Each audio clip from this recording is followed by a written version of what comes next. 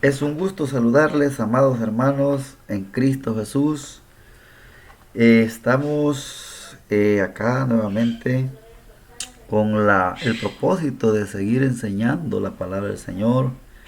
Hoy me toca dar Gálatas y Efesios, unas cartas maravillosas que tienen tanta enseñanza para nosotros. Señor, en esta mañana yo te doy gracias por la oportunidad que nos diste de amanecer con vida, Señor. Gracias porque a pesar, Señor, de que somos infiel, tú permaneces fiel, Señor. Gracias por todos los beneficios, las bendiciones recibidas de tu mano. Y esta oportunidad bella que tenemos de poder predicar el Evangelio de una manera bíblica, Señor, y enseñar a mis hermanos del instituto para que ellos puedan ser diligentes en ahondar en estos estudios y que sea, Señor, beneficiado, Señor, a través de ellos. Todo esto te lo pido en el nombre de Jesús. Amén. Bueno, estamos estudiando la perspectiva del Nuevo Testamento. Esta es la séptima parte y vamos a ver Gálatas. Gálatas, la estructura y las divisiones principales. Como todos sabemos, Gálatas tiene 6 capítulos y tiene 3 divisiones principales. Vemos que la iglesia de Galacia, ¿por qué ustedes están abandonando tan rápidamente el Evangelio de la fe? Es una pregunta que Pablo hizo a los Gálatas por el hecho de que ellos se estaban desviando de tan pronto del Evangelio. Y Gálatas se deriva su título de la región en Asia Menor, que ahora es Turquía moderna, en donde las iglesias a las que se dirigió el escritor estaban localizadas. La salvación en Cristo es solo por la gracia y solo por medio de la fe. Este es el Evangelio que se debe proclamar por todo el mundo, tal como lo fue en las iglesias de Galacia cuando fueron establecidas. Este fue el mensaje que ellos escucharon para ser salvos. Sin embargo, la situación en Galacia comenzó a cambiar porque maestros falsos descendieron a Galacia, los cuales insistían en que los creyentes en Cristo observaran los rituales de la ley mosaica para ser salvos. Por ejemplo, en el capítulo 4, versículo 10, Pablo les dijo: guardáis los días, los meses, los tiempos y los años. Ellos estaban guardando todo esto ya, y sobre este particular los gentiles tendrían que aceptar la circuncisión, porque en el capítulo 5, versículo 2, Pablo les dijo: he aquí yo, Pablo, os digo que si os circuncidáis, de nada os aprovechará Cristo. Ya a ellos solo les faltaba la circuncisión, porque ya estaban guardando todos los rituales de la ley de Moisés. La circuncisión era la señal del pacto de Dios con Abraham. Nada tenía que ver los gentiles en guardar, en ser circuncidados o guardar las leyes rituales. Y Pablo estaba muy disgustado por esta enseñanza falsa. Entonces Pablo va a refutarles a los falsos maestros porque violaba y sigue violando, amados hermanos, la verdad del mensaje del Evangelio, el cual Pablo y los otros apóstoles predicaban. Al igual que en aquellos días, hoy se sigue violentando la verdad del mensaje del Evangelio de la gracia. Porque Pablo y los apóstoles, los otros apóstoles, predicaban el mismo mensaje. Él en 1 Corintios 15:11 dijo: porque o sea yo o sean ellos, así predicamos y así habéis creído. Imagínense que todos los creyentes predicáramos el mismo, los pastores, los maestros, enseñáramos el mismo mensaje. ¿Cuánta gente sería alcanzada? En aquellos días, Pablo predicaba el mismo mensaje que predicó Juan, que predicó Pedro, que predicaba Bernabé, Felipe, era el mismo evangelio, pero ahora cada quien tiene un mensaje diferente. Entonces en aquellos momentos él no podía visitar a la iglesia en persona, entonces él deseaba estar ahí, pero hizo una refutación letal acerca de esta falsa enseñanza. Y todo lo que Pablo va a decir en esta carta, que todo intento de vivir el cristianismo por medio del legalismo es abandonar el evangelio de la gracia y resultaría en esclavitud. Ese es el punto al que Pablo está haciendo mención.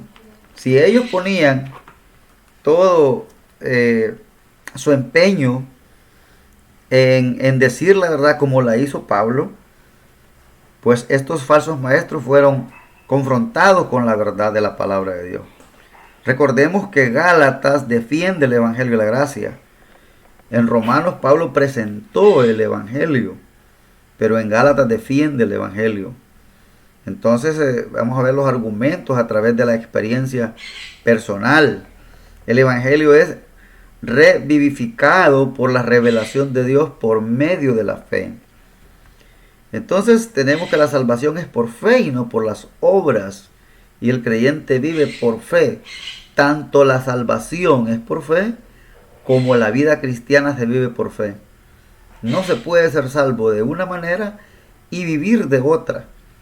Él dijo en Colosenses 2:6, de la manera que habéis recibido al Señor Jesús, andad en Él.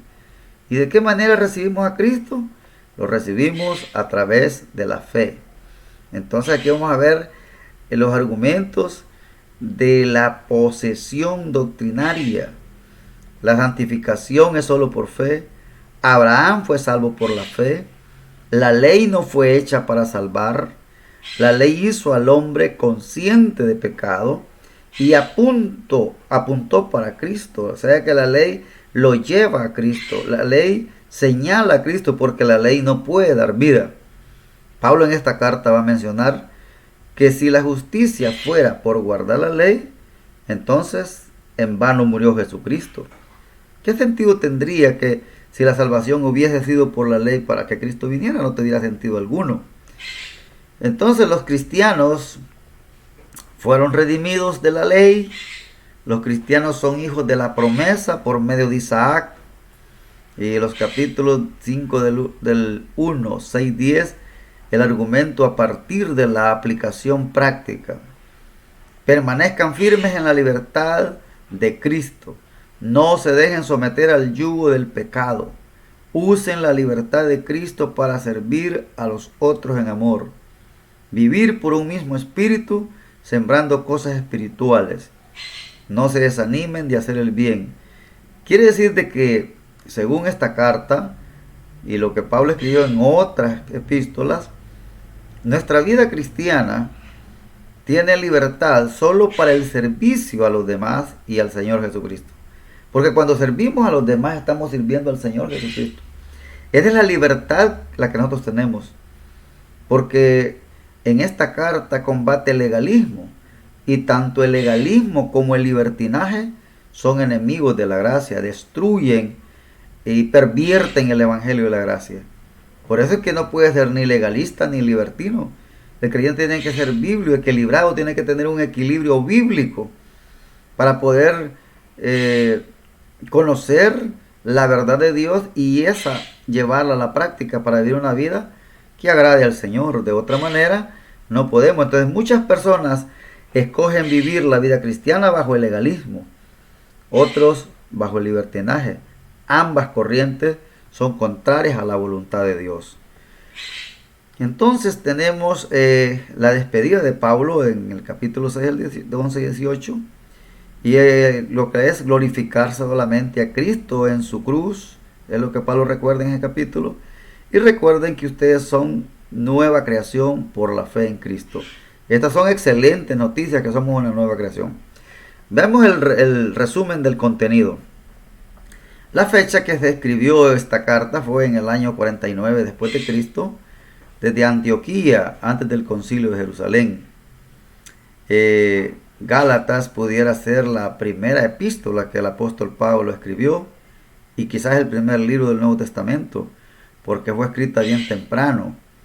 Gálatas va directamente al corazón de la fe de los cristianos y ha sido llamada la carta magna de la emancipación cristiana.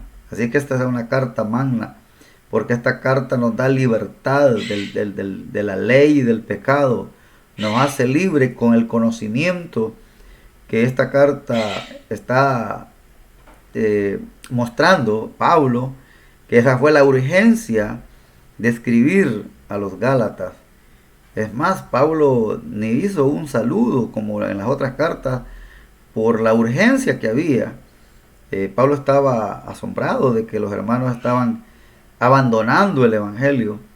Habían comenzado por el Espíritu y ahora estaban yendo por la carne.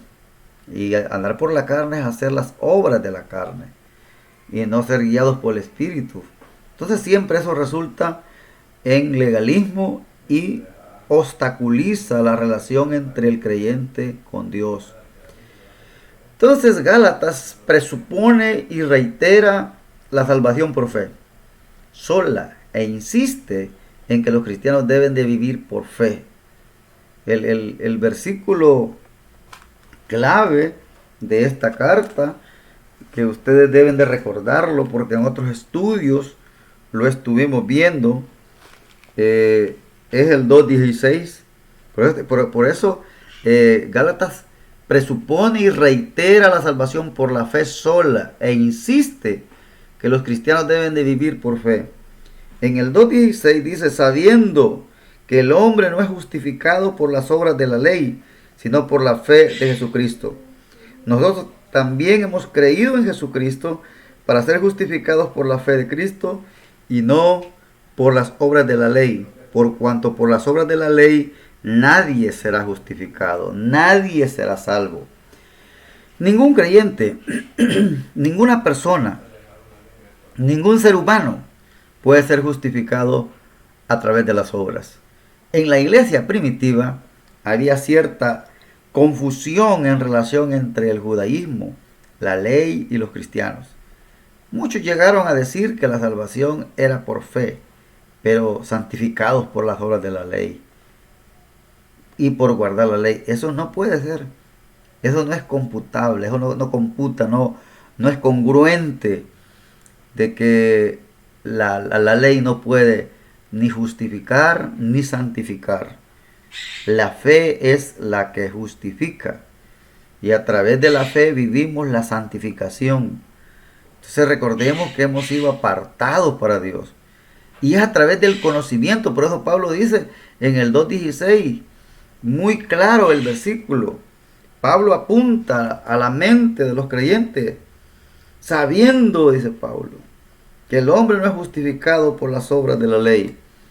Las personas deben de saber esa verdad teológica que está ahí. Dios la dijo, Pablo la escribió y nosotros tenemos que creerlo. Es tajante el versículo.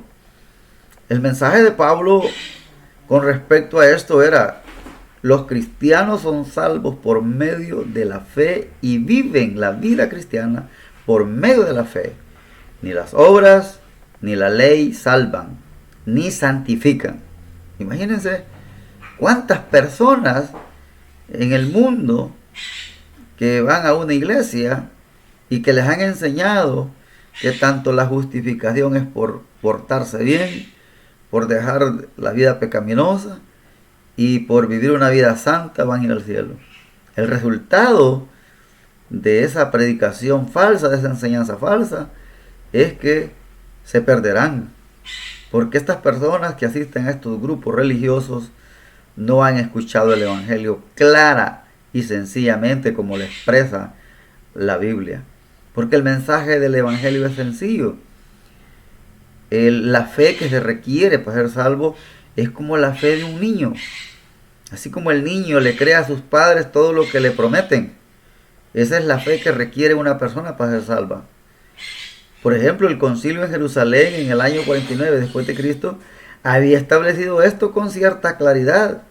En Hechos 15 tenemos el concilio y debemos de tomar en cuenta que la santificación es por la posición que tenemos en Cristo como proceso de llegar a la madurez espiritual. Es un proceso, es el proceso, porque la posición que tenemos en Cristo la obtuvimos en el momento que fuimos salvos.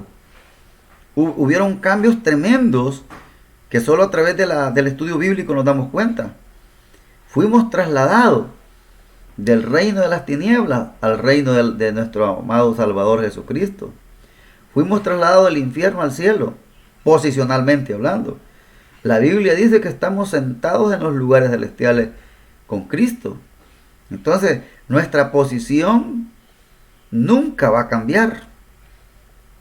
Entonces, la voluntad de Dios es que la posición que yo tengo en Cristo afecte mi condición.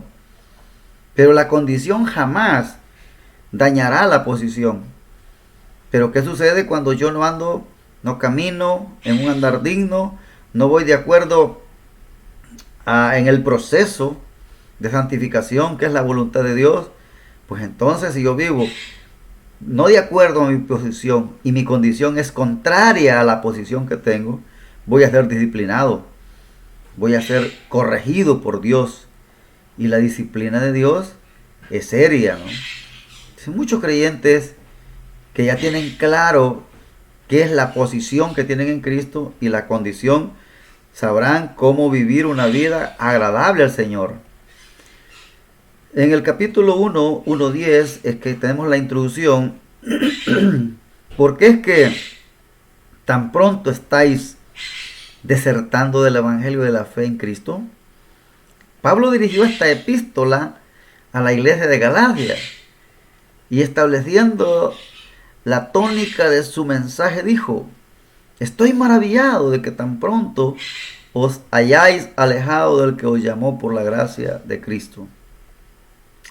Dicen que habían pasado de 2 a 3 años después de que habían sido salvos y ellos ya estaban alejándose del evangelio de la gracia. ¿Y para qué les dice Pablo que se habían alejado? Para seguir un evangelio diferente. No que haya otro, sino que hay algunos que os perturban y quieren pervertir el evangelio de Cristo. Hoy, amados hermanos, eso abunda. Todas las personas, los grupos religiosos, tienen sistemas teológicos humanos que deben de ser interpretados en la Biblia, limitan a Dios y limitan a su palabra para hacer resaltar sus puntos doctrinales negativos. Pero eso no lo puede hacer una persona salva por gracia.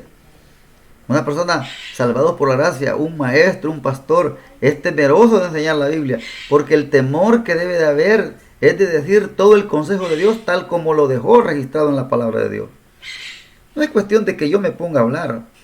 ¿Yo qué podría decir sin la ayuda de la palabra de Dios? Absolutamente nada.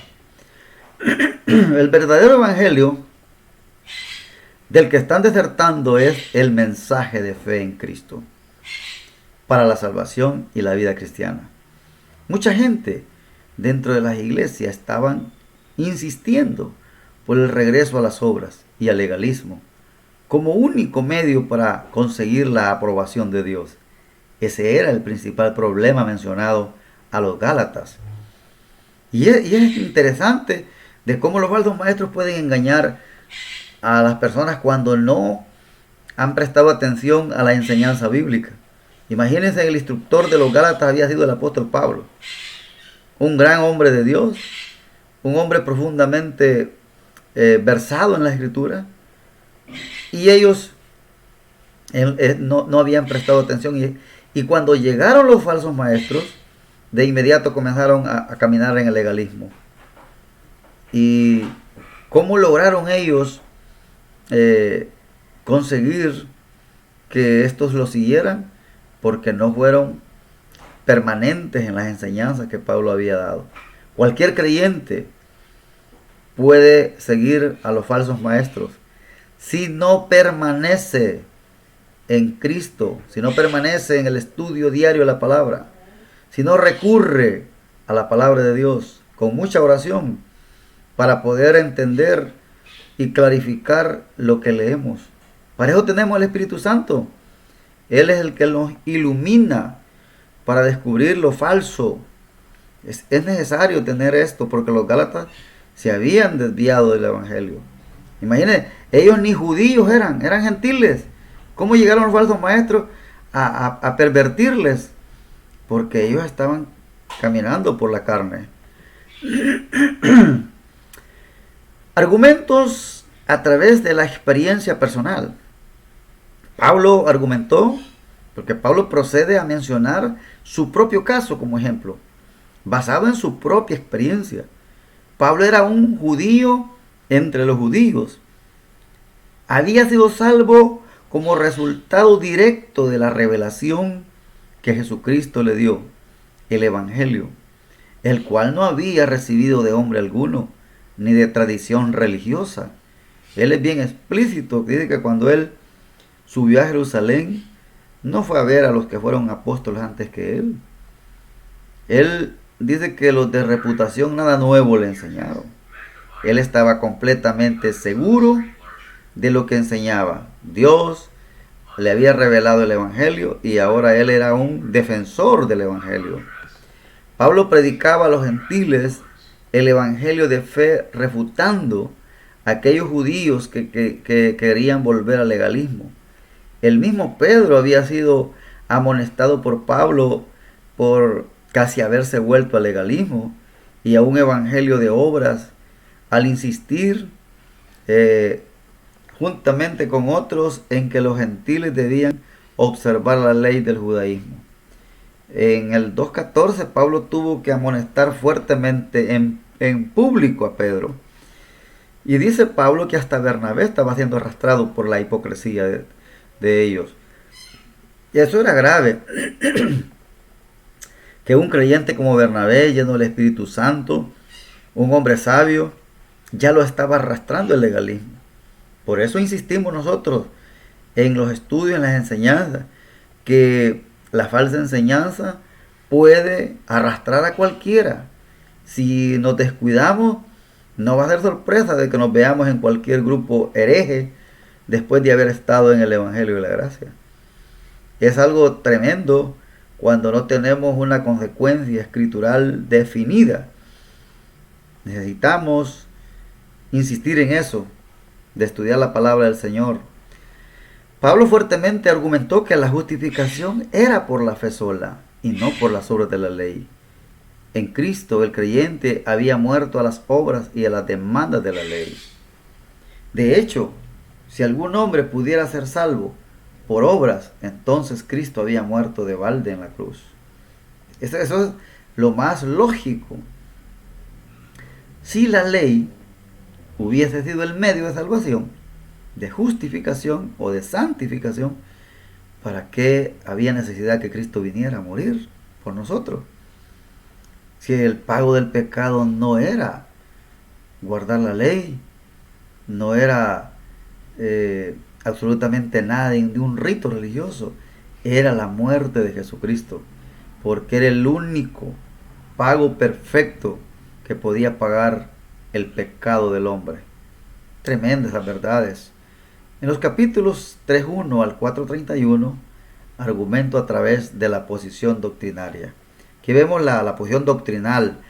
En esta crítica sección doctrinal, Pablo comenzó por desafiar con una serie de preguntas elaboradas para obligarlos a considerar cuán insensato sería creer si habían sido salvos por fe, se verían obligados a vivir por las obras de la ley.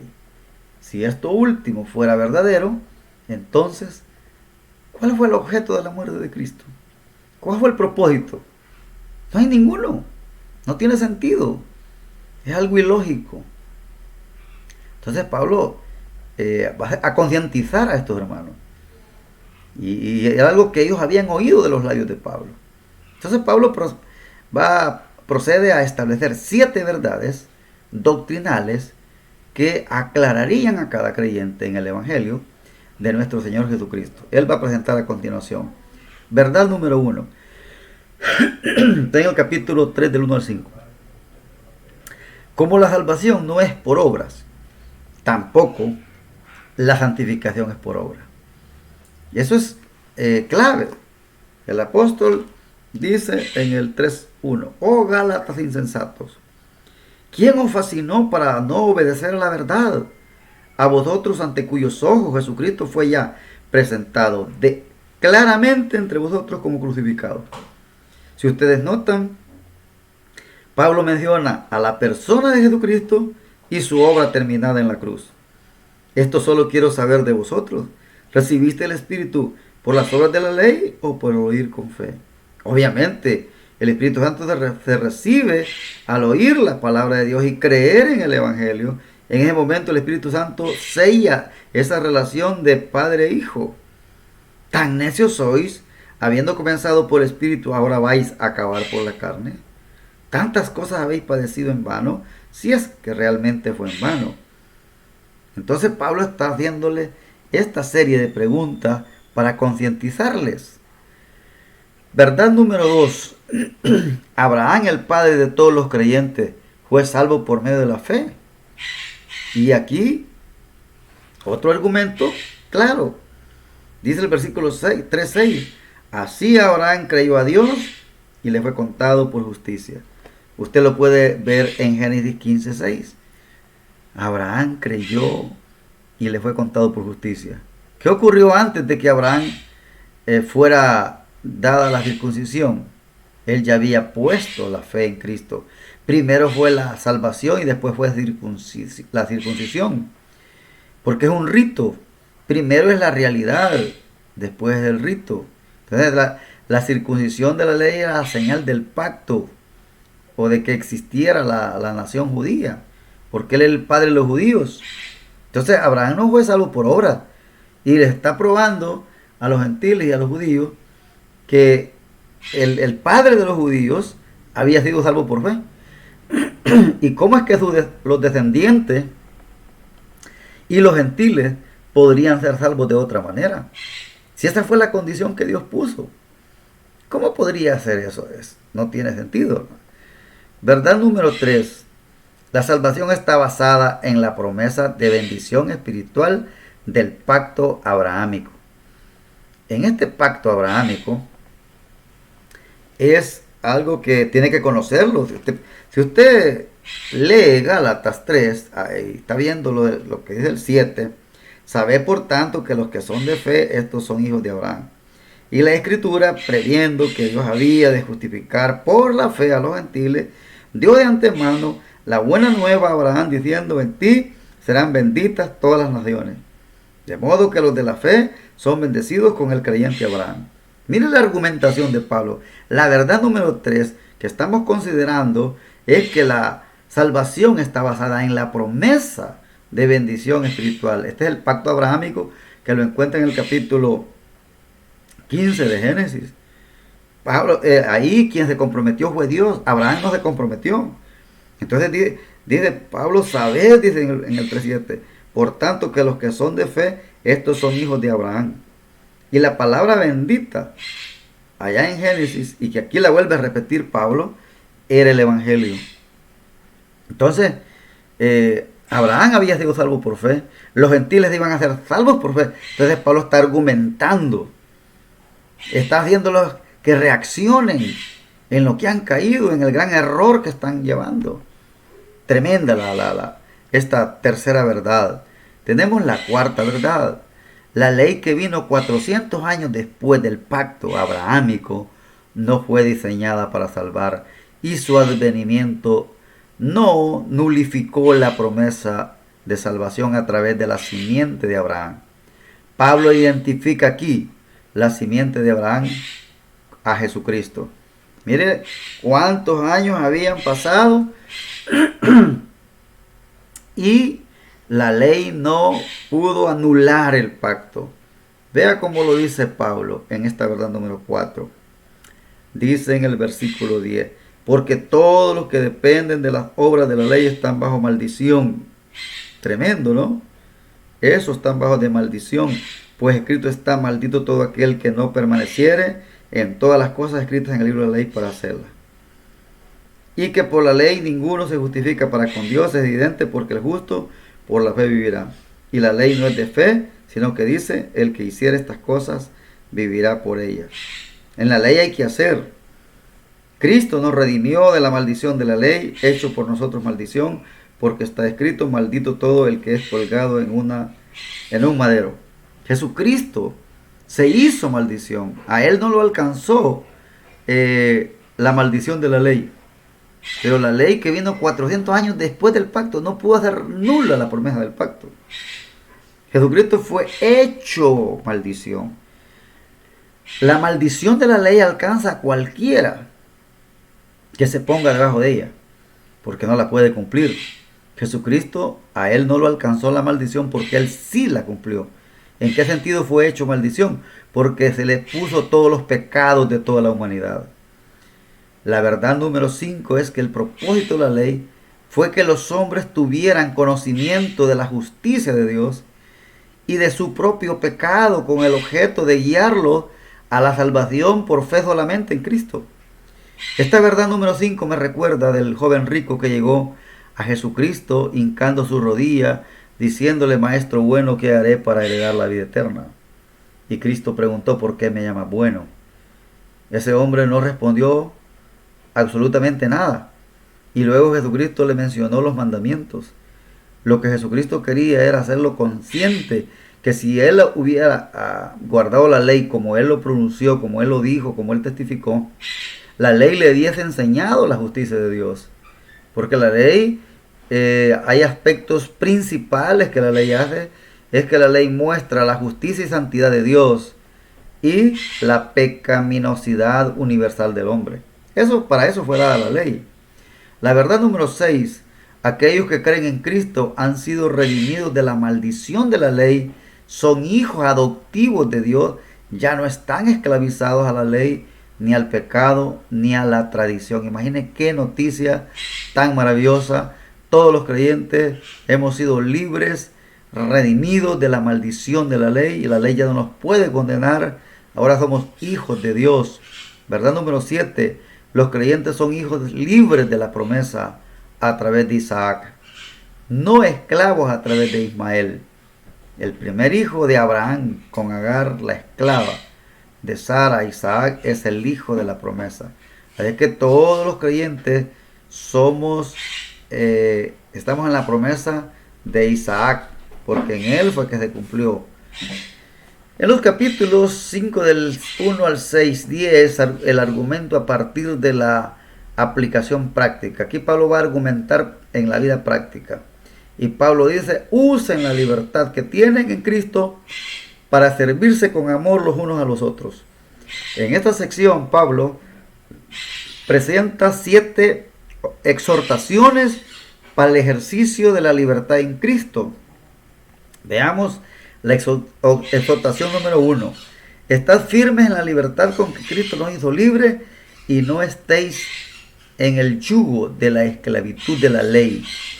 La fe a través del amor es la norma de la vida cristiana. Esa exhortación, ese ánimo de Pablo: permanezcan firmes en la libertad con que Cristo os hizo libres. La exhortación número 2: no hagáis uso de la libertad que os dio Cristo como licencia para pecar, sino en amor, para serviros los unos a los otros. Aquí encontramos los 2 puntos negativos que son enemigos de la gracia. El no permanecer en libertad en Cristo, voy a caer en el legalismo. Y en la segunda exhortación es: si yo uso mi libertad para ir con la licencia, entonces también estoy en contra de la voluntad de Dios. Pero la exhortación es: no hagan uso de esa libertad que os dio Cristo como licencia para pecar, sino en amor, para servir los unos a los otros. Si un creyente tiene libertad, es para hacer el bien, no para vivir una vida corrompida. Exhortación número 3: usad vuestra fe para vivir y andad por el Espíritu, no para satisfacer los deseos de la carne o la naturaleza pecaminosa. Un creyente debe ser guiado por el Espíritu, no por el legalismo, y debe manifestar el fruto del Espíritu Santo, no los deseos de la carne. Pablo en el capítulo 5, 16 al 26, está la clave. Ahí hay dos listas. Está la lista de pecado y la lista del fruto del Espíritu. Para poder erradicar las obras de la carne, tengo que andar por el Espíritu. Y si camino guiado por el Espíritu, voy a manifestar el fruto del Espíritu Santo. Si no, voy a manifestar las obras de la carne. Exhortación número 4.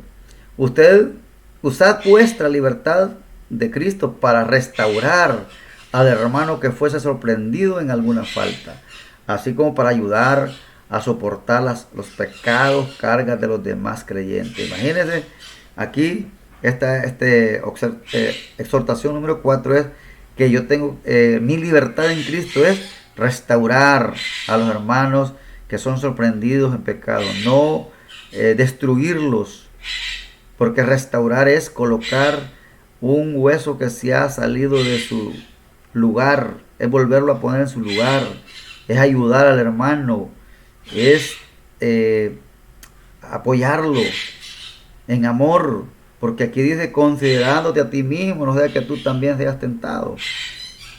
Aquí andamos en el mismo nivel, todos tenemos la vieja naturaleza y somos propensos a caer de la gracia. Exhortación número 5. Usa vuestra libertad para sembrar la semilla espiritual y levantar una cosecha espiritual. Aquí está la ley de la siembra. Lo que el hombre sembrare, eso va a cosechar. Pablo aquí advierte enfáticamente a los creyentes contra el engaño de que el pecado no traerá consecuencias. El pecado trae consecuencias en esta tierra. Tiene consecuencias temporales y eternas. Las consecuencias eternas del pecado es la pérdida de galardones. Y las consecuencias temporales es que vamos a ser disciplinados por el Señor. Entonces por ahí dice, no os engañéis, Dios no puede ser burlado. Todo lo que el hombre sembrare, eso cosechará. Y la exhortación número 6 dice, no desmayéis ni os canséis de hacer el bien, porque la cosecha vendrá a su tiempo. Eso es algo que no hay que cansarse. La exhortación número 7, hacer el bien a toda la gente, en especial a los creyentes.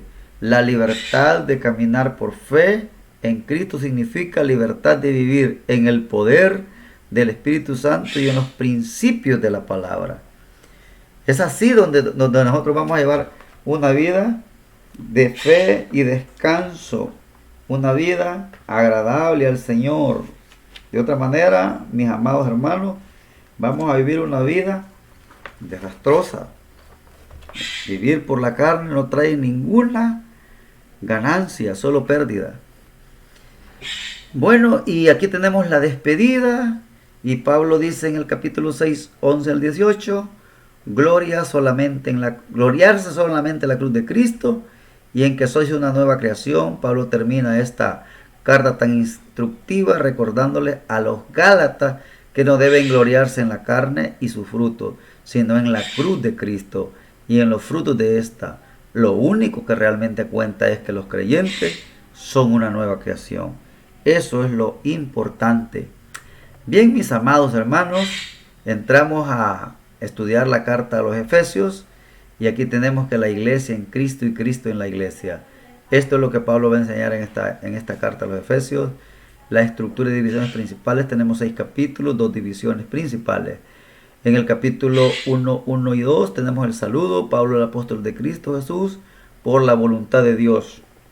Recuerde que las experiencias de Pablo en la prisión, como las de José en Egipto, fueron usadas por el Señor para manifestar su gloria, porque estas son las cartas que Pablo escribió desde la prisión.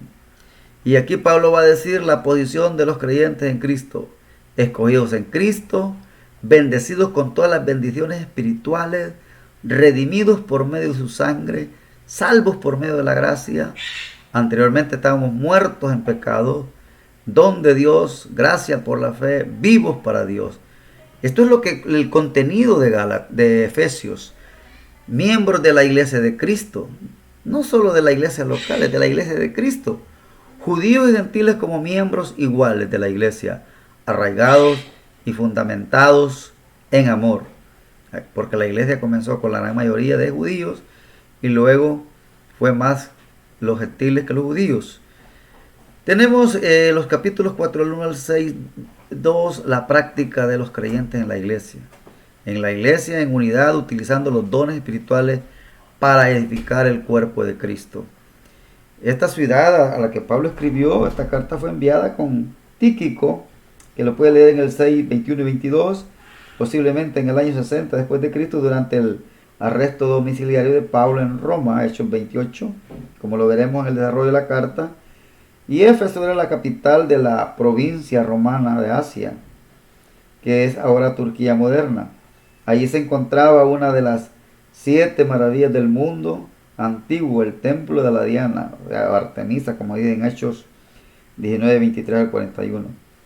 Era un edificio magnífico cuya construcción tardó unos 200 años.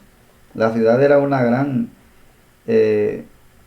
en cultura y en educación, con una famosa biblioteca y un anfiteatro con la capacidad para 25,000 personas. Éfeso era la próspera en negocios de fabricación de estatuas.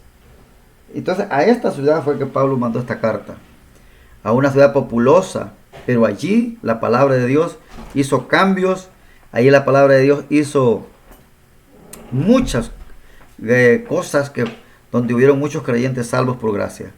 Entonces en la vida personal, despojándose de la vieja naturaleza,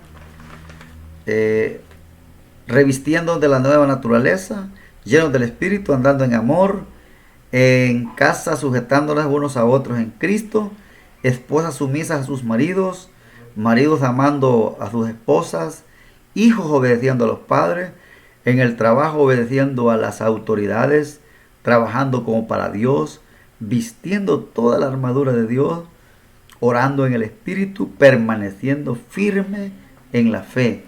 Esto es en la vida personal de lo que Pablo va a mencionar en esta carta. Tenemos la despedida, que es gracias a todos los que aman a Jesús en amor incorruptible. Y tenemos el resumen del contenido. Efesios junto con Filipenses, Colosenses y Filemón es una de las llamadas epístolas desde la prisión, escritas por Pablo. Estas epístolas fueron escritas probablemente cuando Pablo estuvo en calidad de prisionero en una casa en Roma. Tenía un arresto domiciliario, solamente que ahí estaba un soldado al lado de él, dice Hechos.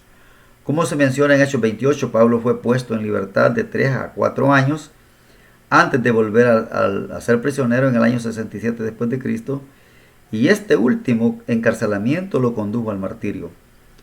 La iglesia de Éfeso era muy amada por Pablo por haber permanecido en ella 3 años durante su tercer viaje misionero. La epístola no menciona problemas en particular.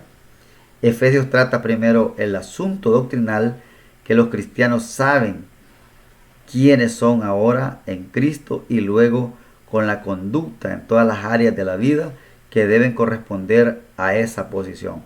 Imagínense cómo está de organizado. Pablo primero habla de la posición de los creyentes, para que ve su punto doctrinal, que los cristianos deben de saber quiénes son ahora, para que puedan llevar a cabo toda la conducta en las áreas de la vida, cómo deben de corresponder a la posición que ya tienen. Y tenemos el saludo, Pablo en su carácter de apóstol de Jesucristo a los santos en Éfeso. Y Pablo siempre mencionó que él era apóstol de Cristo, porque había muchos que decían que Pablo no era apóstol. Él siempre en sus epístolas dice que es apóstol de Jesucristo, porque el Señor lo había comisionado, lo había llamado para el ministerio apostólico. Entonces la posición de los creyentes en Cristo es lo que Pablo menciona aquí en el 1.3. Pablo menciona esta verdad tan maravillosa. Pablo dice, bendito sea el Dios y Padre de nuestro Señor Jesucristo, que nos bendijo con toda bendición espiritual en los lugares celestiales en Cristo. Todos los creyentes están en Cristo. En Cristo. ¿Por qué es que estamos al lado de Cristo? Por esa posición que Cristo pudo lograr para nosotros. Nadie puede tener esto por sus propios medios.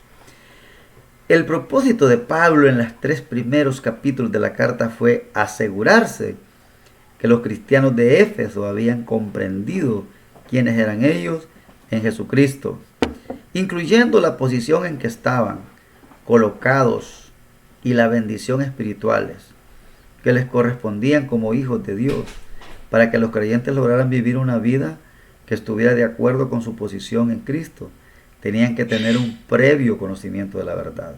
Esto es muy importante, amados hermanos, que los creyentes nos demos cuenta de nuestra posición, estar seguros, comprender esa verdad, nos ayuda a vivir una vida libre en Cristo y agradecidos en Cristo, porque no podemos alcanzar nada en lo absoluto a través de nuestros propios esfuerzos humanos.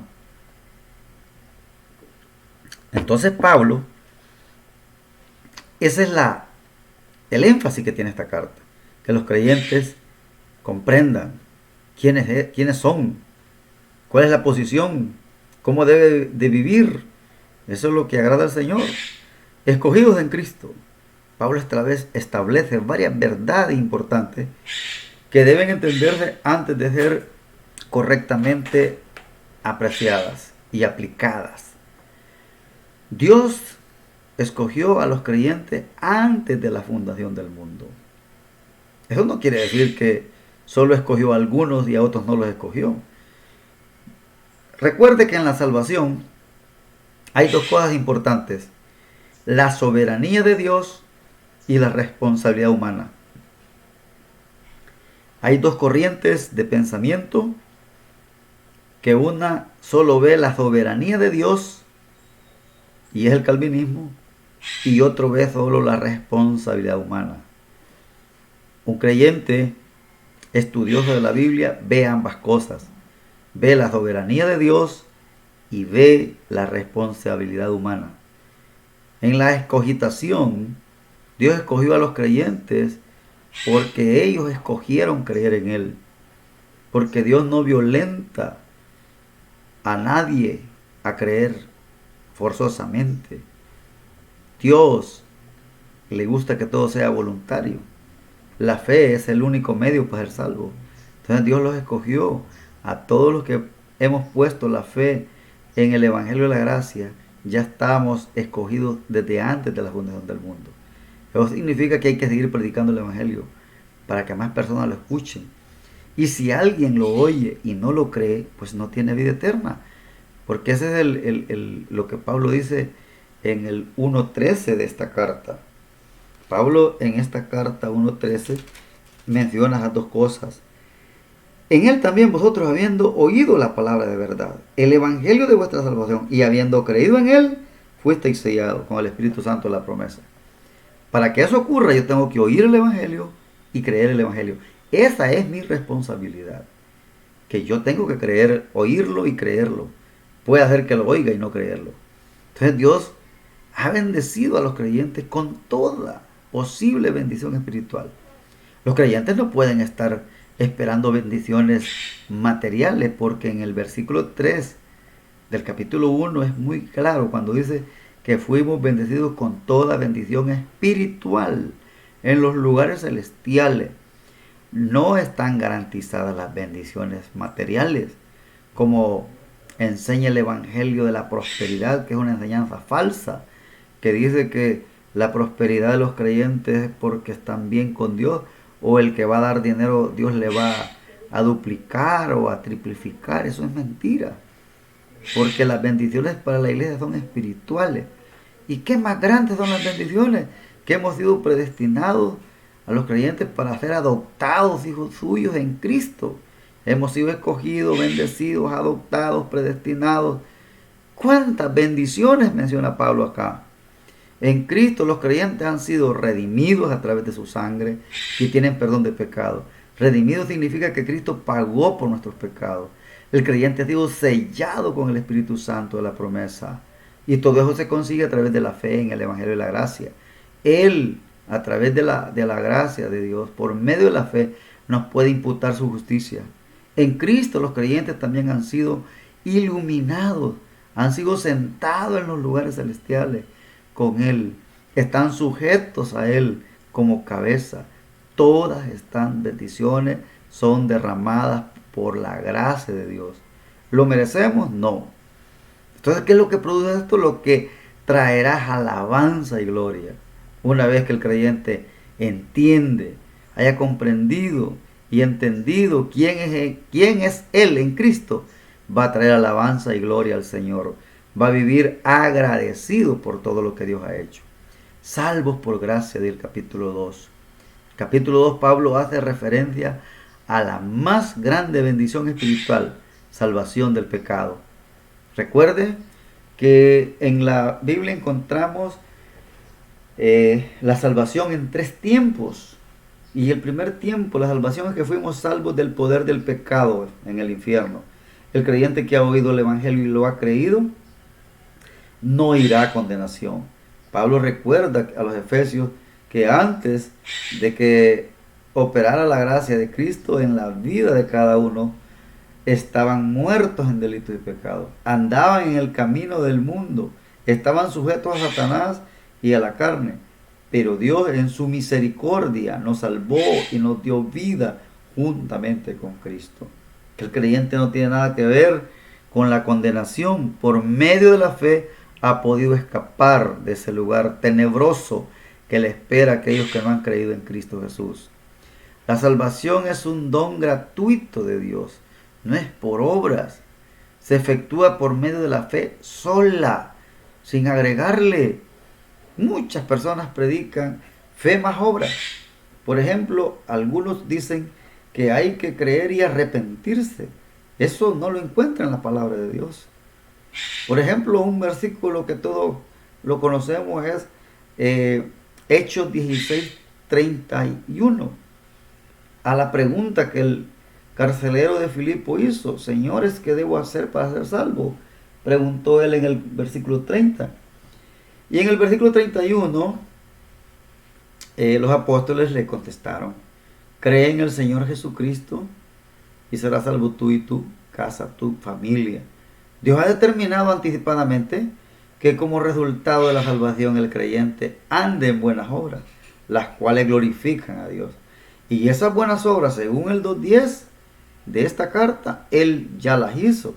Nosotros no las producimos, solo las llevamos. Dice que nosotros fuimos salvos para buenas obras, las cuales Dios preparó de antemano para que anduviésemos en ellas. Nosotros no las fabricamos. Somos miembros de la iglesia de Cristo. Todo creyente es parte del cuerpo de Cristo. Ahora Pablo procede a mencionar los misterios, beneficios y bendiciones que acompañan a la salvación a partir del capítulo 3. Eso acompaña a la salvación.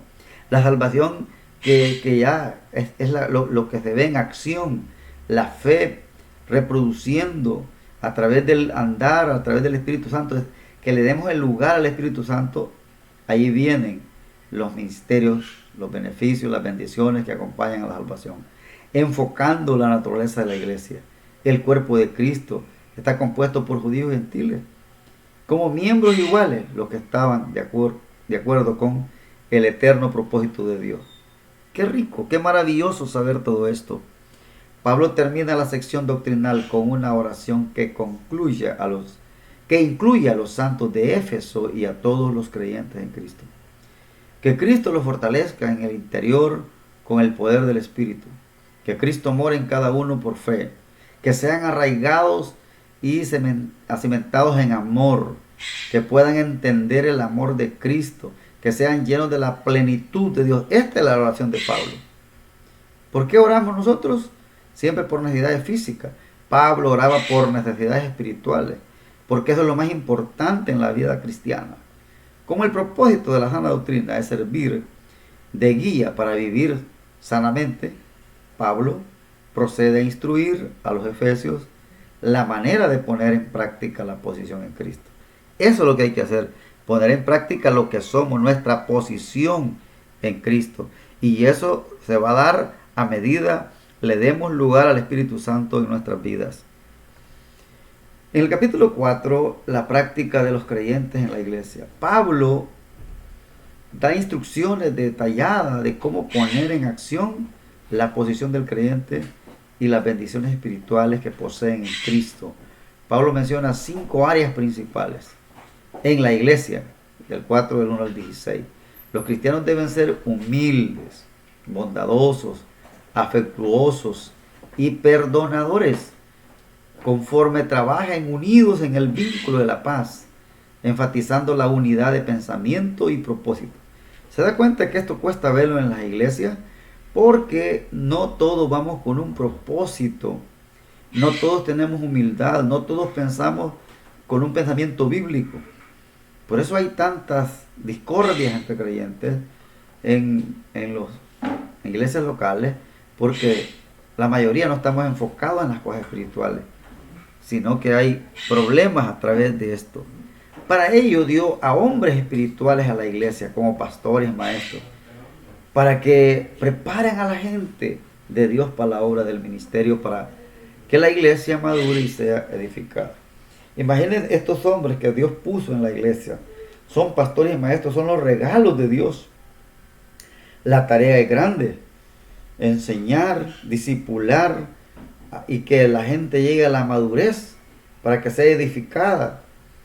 Esto se logrará a medida que la persona ponga por obra o lo lleve a la vivencia. La vida personal, en la vida personal Pablo dice que el hombre debe despojarse del hombre viejo, como todos sus pensamientos y actitudes, y vestirse de un nuevo hombre, creado según Dios en la justicia y santidad de la verdad. Este nuevo hombre debe manifestarse en carácter santo, en la conversación y conducta. Tiene que tener una conversación sana y una conducta sana. Pero a veces una persona puede tener una conversación mala y lo demás se arruina, porque su conducta no es la mejor. Tenemos en el hogar, ¿qué es lo que debe pasar en la vida del creyente? El principio que guíe las relaciones del sometimiento entre los distintos miembros en el hogar, en reverencia a Cristo. Aquí dice que las esposas deben de someterse a su marido como al Señor. El marido debe amar a su esposa sacrificialmente, como Cristo amó a la iglesia y dio su vida por ella. Los hijos deberán de obedecer a sus padres, y los padres no deberán provocar a ir a sus hijos, sino educarlos en disciplina y amonestación del Señor. ¿Se da cuenta cómo está organizada la palabra del Señor? En todos los detalles de la vida nos demanda actitudes que reflejen una vida agradable al Señor. En el trabajo, Pablo se centra su atención también en las relaciones dentro de los lugares de trabajo. Entre los amos y los siervos, los empleados deben de obedecer a sus patrones, que tienen autoridad sobre ellos en la misma forma en que obedecían en servir al Señor. Entonces, siempre en todo esto, para poder llegar a que esto tenga un fruto en nuestras vidas, es que debemos estar enfocados en el Señor. Que el servicio que damos a los humanos, sean familia, seamos empleados, sean los patronos, tienen que estar bajo la sumisión del Señor y tener en cuenta que es al Señor a quien servimos a través de estas personas. Porque de no hacerlo así, es imposible que estas verdades prácticas se vean en nuestra vida reflejadas. Es a través del conocimiento, por eso Pablo los establece en la palabra, para luego que esto se vea en resultados claramente, que los hombres puedan ver estos resultados. En la batalla espiritual, finalmente Pablo enfoca que podríamos ser el área más importante de todas. La batalla espiritual, la lucha cristiana, no es contra hombres, sino contra fuerzas y poderes del mal.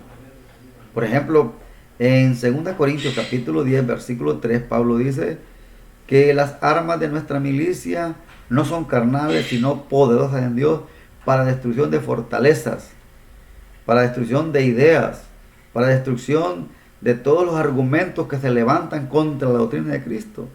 Entonces, Satanás y las huestes de demonios, el creyente se enfrenta a una batalla espiritual eficazmente con fortaleciéndose en poder de Dios, vistiendo toda la armadura de Dios, mediante la fe, hacerle ataques al enemigo, orando en todo tiempo en el Espíritu. No tenemos lucha contra las personas, es Satanás el que es nuestro enemigo. Cuando veamos las luchas, las guerras que vienen a la vida, no veamos a las personas, veamos que nosotros somos los que tenemos de ver al enemigo, que es Satanás, no a los carne y sangre, como dice Pablo. Pablo termina la epístola con una bendición de paz, amor y gracia a todos los que están en Cristo Jesús. Efesios en realidad es un manual para la vida, conducta recta de los cristianos, individualmente y dentro de las iglesias como miembros del cuerpo de Cristo. Esto es algo maravilloso que debemos nosotros de poner en práctica. Me encanta esto, que Efesios en realidad es un manual para la vida, conductas rectas de los cristianos. Si usted quiere tener un manual, vaya a leer Efesios. Después de la área doctrinal viene la práctica para vivir individualmente y dentro de la iglesia como miembros del cuerpo de Cristo. Es la manera en que el apóstol Pablo dejó registrado en esta epístola.